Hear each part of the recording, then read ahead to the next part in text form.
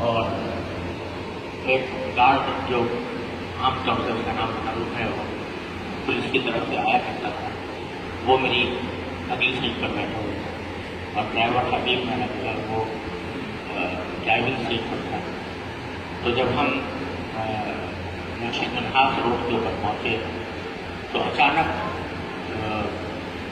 Firing کی بارش ہوئی، یعنی ہماری گاڑی کو نشانہ بنا، اور سامنے سے یعنی سامنے کی جو چرچا اس سے دائیں سے بائیں سے اور مسلسل بارش ہو گئی۔ اس میں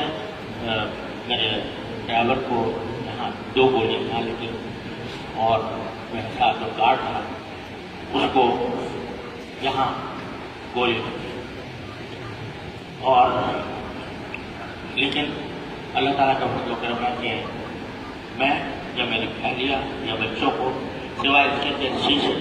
ٹوٹ کر اڑے تھے، تو وہ شیشوں کے جو ٹکڑے آئے وہ جسم کے اندر انہوں نے کچھ تھوڑے کی زخم پیدا کیے، لیکن گولی لگائی تو فضل و کرم سے کوئی نہیں۔ اور پھر وہ لوگ جنہوں جو حملہ آور تھے وہ آگے جانے کے بعد شاید ان کو یہ خیال آیا ہو کہ ہم جس کو نشانہ بنانا چاہتے تھے وہ ابھی تک شاید نہیں بنا، تو پھر دوبارہ لوٹ کر آئے، اور دوبارہ لوٹ کر آ کر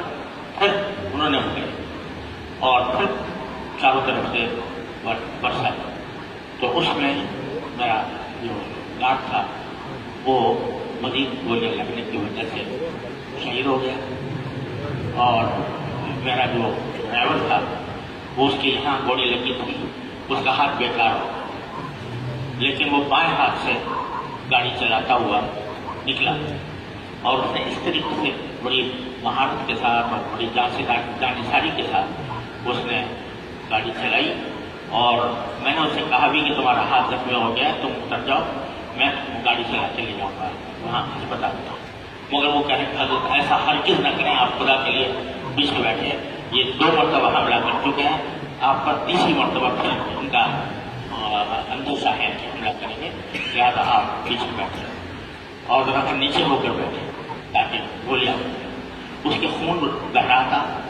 ہاتھ بیکار ہو گیا تھا، اور بائیں ہاتھ سے وہ گاڑی چلاتا ہوا پھر آپ اندازہ کریں دیپا چورنگی سے لیاقت نیشنل ہسپتال تک وہ خود چلاتے ہوئے، اور وہاں پہنچ کر میں نے جلدی سے اس کو اتارا اور گارڈ کو اسٹیشن پر چڑھوا کر اندر لے کے گیا ایمرجنسی میں، اور ساتھ میں جو ڈرائیور زخمی تھا اس کے علاج کے لیے فوراً انتظام کیا۔ تو انہوں نے بتایا، ہم تو ہمیں اس وقت تک امید تھی کہ شاید وہ جو گارڈ ہے وہ بچ جائے، لیکن ڈاکٹروں نے دیکھنے کے بعد بتایا کہ نہیں، وہ اس کے بچنے کا کوئی سبب نہیں ہے، اور وہ